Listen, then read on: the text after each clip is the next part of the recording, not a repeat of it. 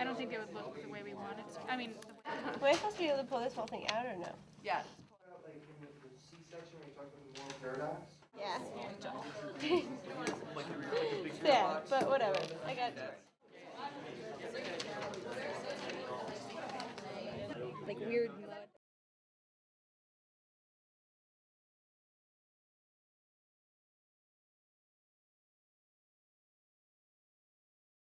Hello, I'm Ames Hawkins, Associate Professor of English at Columbia College Chicago. And I'm Joan Giroux, Associate Professor in the Art and Design Department at Columbia College Chicago.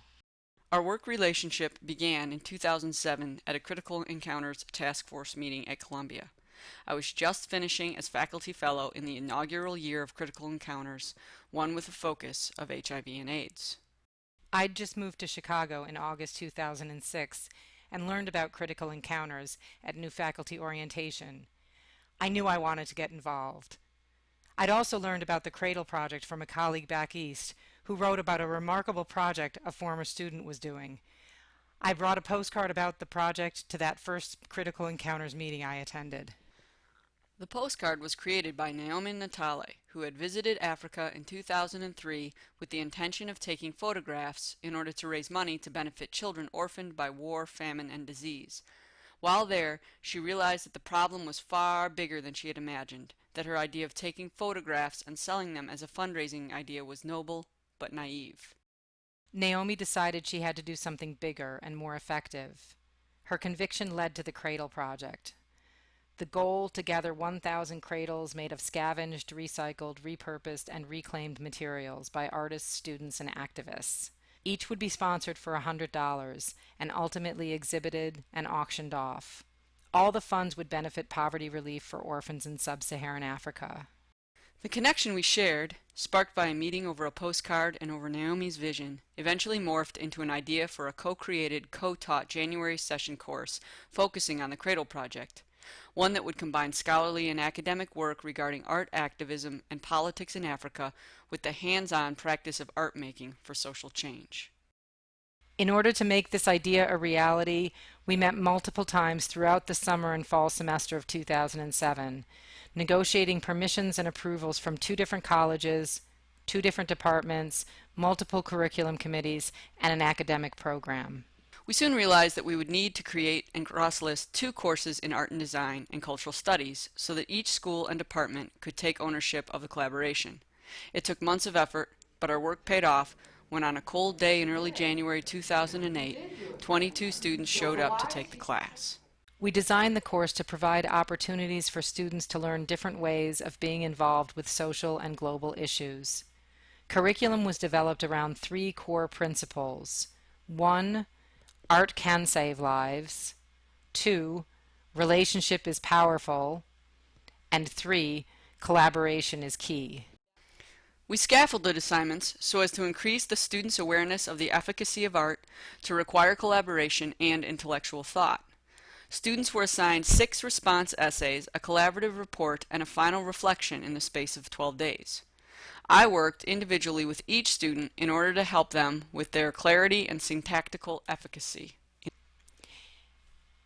At the outset, we surveyed students about their interests and skill sets, and with this information designed collaborative groups of 3 or 4.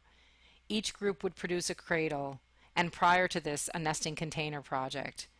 With this exercise, I provided the opportunity for students to gain some hands-on making skills while building a series of nesting forms to hold an object the group found meaningful. At the same time, I challenged them to consider the resonant qualities of different materials, objects, textures, and forms. Together, we negotiated with students who struggled with their groups, as well as the idea that they were being required to work with others rather than create their own individual pieces. In the end, students completed over 25 hours of classroom work, in addition to nearly 40 hours of studio time. We created 9 cradles and raised $800 for the Cradle Project. As a part of her sabbatical, Ames drove these and 8 more cradles made by faculty, staff, and community members to Albuquerque. These 17 were ultimately a part of the final installation of 550 cradles in June 2008. All totaled, 2,000 people attended the opening. The Cradle project raised more than $130,000 for the Firelight Foundation. Though we have each taught the course separately since 2008, in 2012 we joined forces again to focus on Naomi's second large-scale project, 1 Million Bones. In the 2012 class, we once again required students to complete rigorous reading and writing assignments, but this time the main studio focus was the making of bones. Lots and lots of bones. 5,500 bones in the space of 9 days, to be precise. In addition to working together to make as many bones as possible, this time the collaboration focused upon research, design, and material development for an exhibition in Columbia College Chicago's student-run Hawkin Gallery.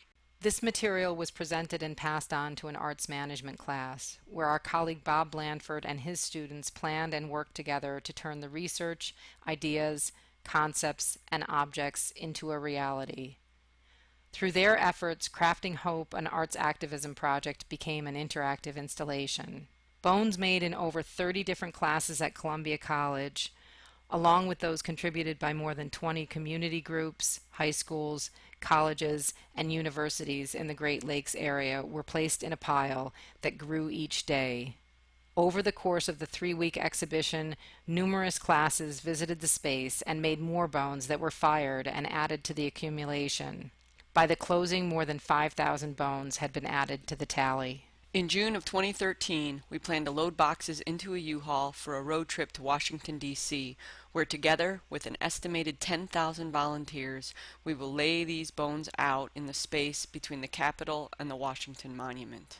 To find out more about 1 Million Bones and how you might participate, go to www.onemillionbones.org. Send them an email. Tell them Ames and Joan sent you.